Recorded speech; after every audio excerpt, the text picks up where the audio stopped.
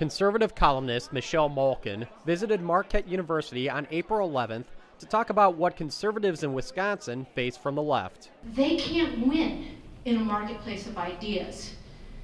So what they resort to is smears. What they resort to is thuggery and intimidation. Malkin said the left talks about the need for civility, but rarely heeds their own call. And it becomes clear that they don't care a whit about civility. With these people who are shouting vulgarities every other day at these solidarity rallies. Oh yeah, they've got solidarity in their filthy tongues exercising against us.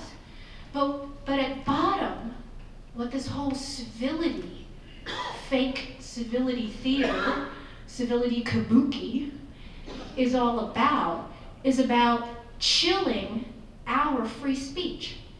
It's about chilling our activism. It's about chilling and undermining and sabotaging our efficacy.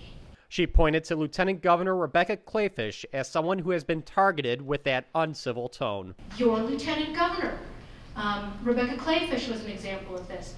I was appalled to read the R-rated profanities that were leveled against her. For what? What did she do? She reached out to private businesses to try and convince them to come to Wisconsin, and for this, she deserves to be labeled, I can't even say it. You know, I wanted to write a column about it, but I couldn't because no mainstream newspaper would run it.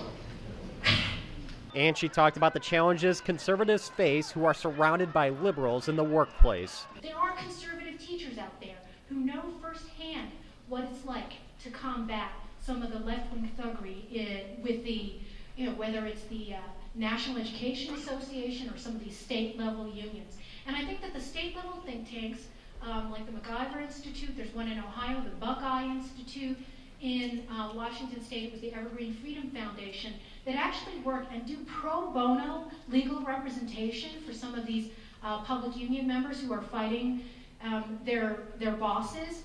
They're doing that work. That has to trickle up. She told the audience the importance of conservatives in Wisconsin staying strong. Wisconsin has really been at ground zero. I mean, what's happening here is happening across the rest of the country.